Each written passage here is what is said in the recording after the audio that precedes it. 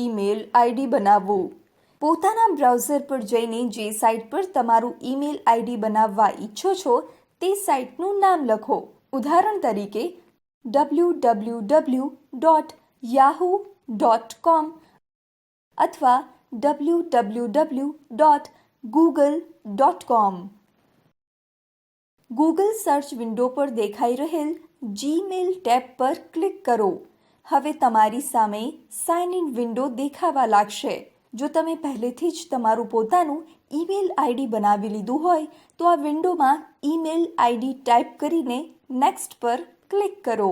હવે એક વિન્ડો ખુલશે જેમાં તમારી પાસે પાસવર્ડ માંગવામાં આવશે. અહીં તમારો ગુપ્ત પાસવર્ડ લખો અને નેક્સ્ટ બટન પર ક્લિક કરો. હવે તમારું ઈમેલ ખુલી જશે અથવા તો મોર વિકલ્પમાંથી ક્રિએટ અકાઉન્ટને સિલેક્ટ કરો. એક ફોર્મ સામે આવશે. પોતાનું નામ અને ઉપનામ એન્ટર કરવા માટે નેમ ટેક્સ્ટ બોક્સને સિલેક્ટ કરો. ચૂઝ યોર યુઝર નેમ નામના ટેક્સ્ટ બોક્સમાં તમે પોતાના ઈમેલ આઈડી માટે જે નામ રાખવા માંગતા હો તે યુઝર નેમ એન્ટર કરો. દાખલા તરીકે sanchar@gmail.com અથવા sancharinfotech@gmail.com. માની લો કે કોઈ વ્યક્તિ અગાઉથી તે યુઝરનેમનો ઉપયોગ કરતું હશે તો તમે તે યુઝરનેમનો ઉપયોગ કરી શકશો નહીં. આવા સંજોગોમાં જીમેલ તમને પોતાના તરફથી કોઈ યુઝરનેમ સૂચવશે. તમે તેમાંથી કોઈ પણ એક પસંદ કરીને પોતાનું નવું ઈમેલ આઈડી બનાવી શકો છો.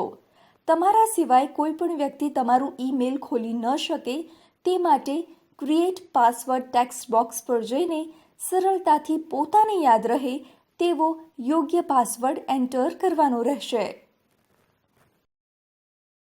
યાદ રાખો, પાસવર્ડ બનાવતી વખતે તેમાં પોતાનું નામ, જન્મ તારીખ અને મોબાઈલ નંબર ન રાખો. પાસવર્ડની પુષ્ટિ કરવા માટે કન્ફર્મ યોર પાસવર્ડ બોક્સમાં ફરી એકવાર તેને ટાઈપ કરો. હવે બર્થડે નામના વિકલ્પમાં જઈને તમારા જન્મનું વર્ષ, મહિનો અને તારીખ પસંદ કરો. જેન્ડર સ્પિન બટનનો ઉપયોગ કરીને તમે મેલ કે ફિમેલ કે કોઈ અન્ય પસંદ કરો.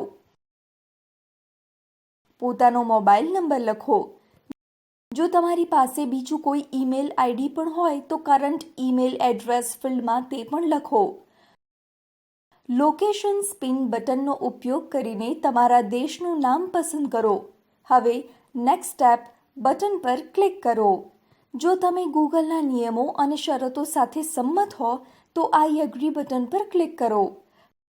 હવે તમારી સામે જીમેલનું વેલકમ વિન્ડો ખુલી જશે. કન્ટિન્યુ ટુ જીમેલ નામના બટન પર ક્લિક કરો. હવે તમારું જીમેલ એકાઉન્ટ તૈયાર થઈ ચૂક્યું છે. તેમાં તમને અગાઉથી ઉપલબ્ધ 3 ડિફોલ્ટ ટેબ દેખાશે: પ્રાઇમરી, સોશિયલ, પ્રમોશન, અપડેટ્સ અને ફોરમ્સ. તમારા ઇનબોક્સમાં જે મેલ આવશે તેને 3 કેટેગરીમાં વિભાજિત કરવામાં આવે છે. પહેલા પ્રાઇમરી ટેબમાં તમને તમારા મેલ દેખાશે.